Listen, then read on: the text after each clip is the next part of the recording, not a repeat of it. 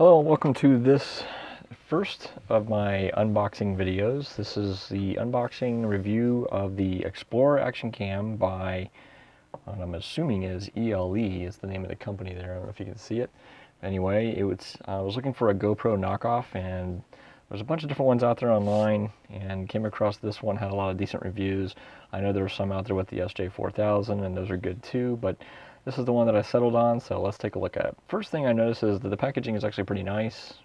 Thick cardboard, nice sleek opening, closing design. It does say 4K, which is a little misleading because 3840 by 2160 is actually UHD, not technically 4K, but still a pretty good image. I believe the reviews online said the 4K is only at 15 frames per second, so it doesn't really do me any good, but maybe somebody else will find that useful. Okay, let's open it up and take a look. Just throw that to the side. Very cool. So you can see right there that very GoPro looking. A lot of these GoPro knockoffs obviously copy the design because, well, it's a well working design. So even the latch right here for the case, looks like it has maybe a few extra buttons that a GoPro doesn't have, but even the latch for the case is similar in the setup in the sense of you pull down and lift up. So let's do that. It's cool, and you can see on the other side too that has the foot, and the knobs even look like GoPro. Pretty good construction feeling. See if we can, there we go, get it out of there. Good solid plastic, feels pretty well built. Set that down, and you can kind of see here, looks pretty good.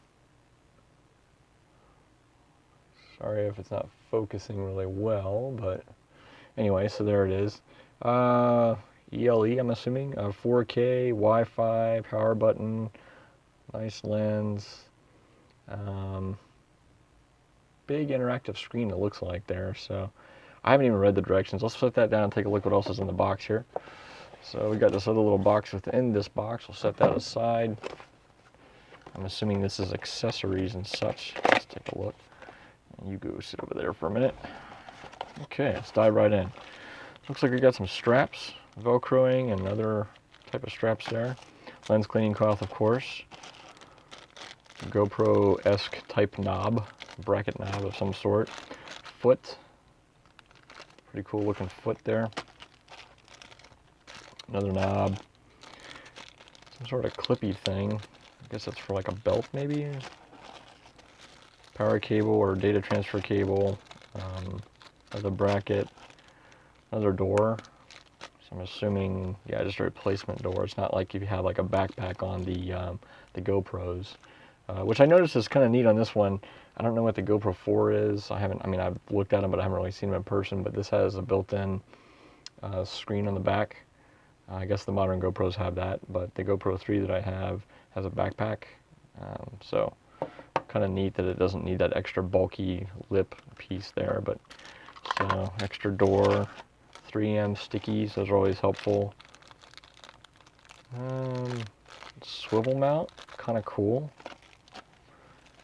Looks like a brace, or yeah, maybe something for a tripod. Looks like there's a 1/4 on top and bottom.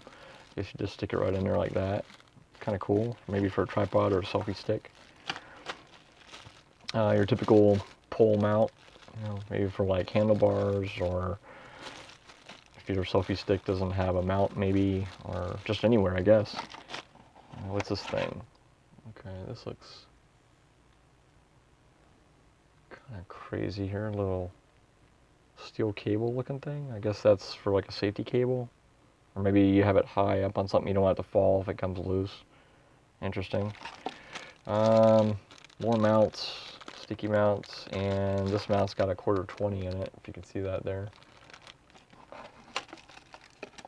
So, zip ties, more sticky, warranty card, and the ever so popular instruction manual. So that's basically what's in the case. All these goodies. For something that's a GoPro knockoff, kind of cool. I think it was around the $60 range, so you get all of this for about 60 bucks. So we'll flip through the manual, power it up, get it charged, put a TF card in it, or a micro SD card for those in the States, and get some sample shots and take a look at it. So here you can see some of the sample shots now. We just went by a nearby park, lake area here, and a bright, nice day. You can see I just kind of set the settings differently and just kind of laid them down, as is on this timeline at the different resolutions stated there in the lower left corner. So this next clip, you'll see a lot of the same clip 3 times in a row real quickly because we didn't have enough material on that one.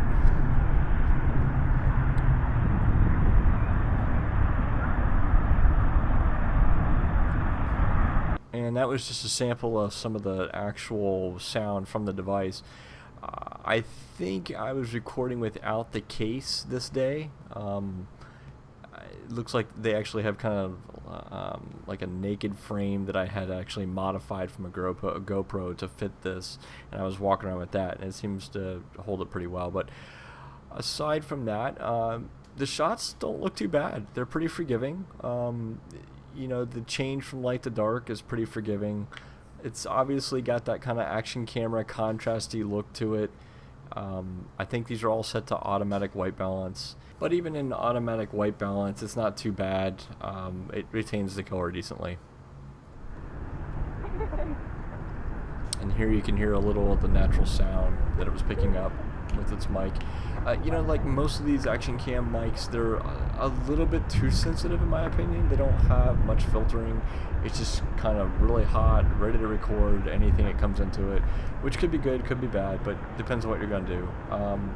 Typically, the kind of stuff I do, I don't use the built-in audio. Just kind of walking with it, going under some shade trees. It handles the shadows decently. I mean, you expect there to be some darkness. You can tell on the background there are some highlights blown out. Around the corner, we ran into this little festival with some music and food trucks, had a great time.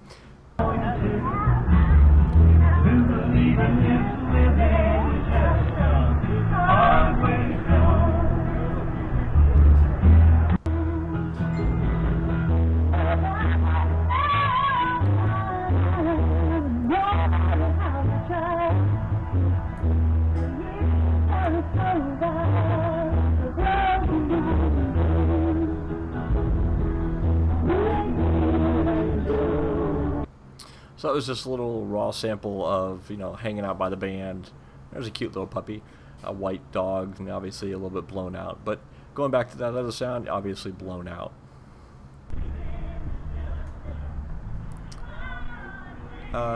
Same mic levels, just tuned them down a little bit for the editing purposes.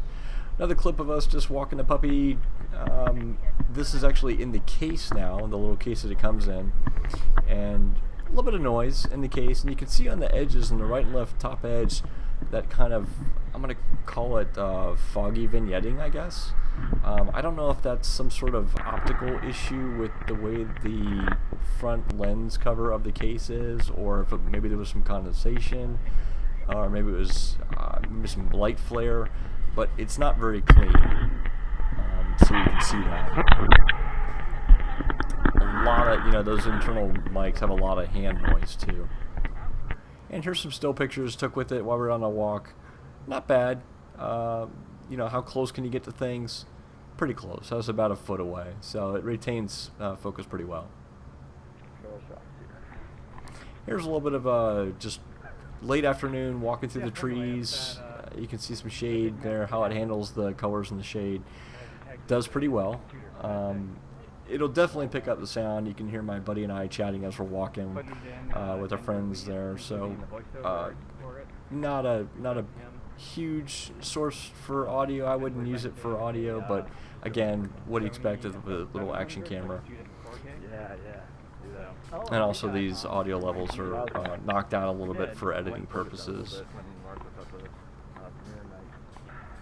I did a couple of test runs with it. This is the same kind of trail, but we had that white sand, so I just wanted to see how it would handle against that black tree coverage ahead of us there in the shade. And of course, it's all handheld and shaky, so. Use your joints and springs, roll your feet. Yeah, that on camera. I'm cutting all the audio out, putting my VO in.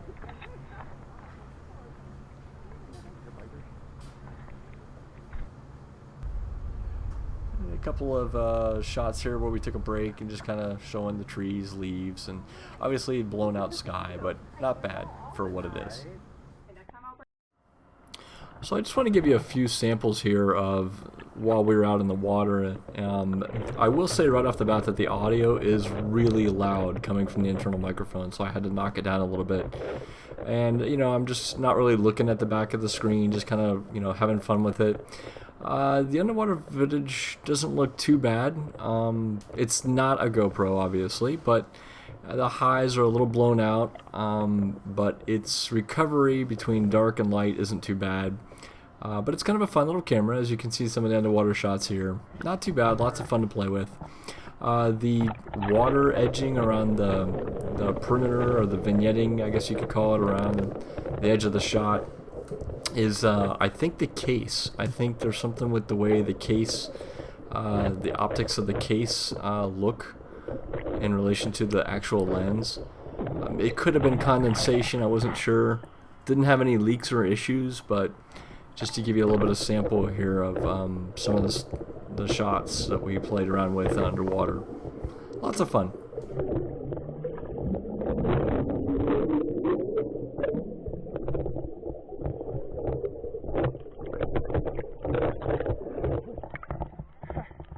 I like tried to get right.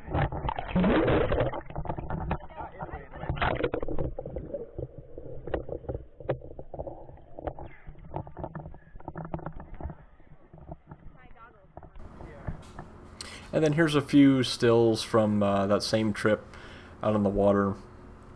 Handles the skies pretty well, nice and blue.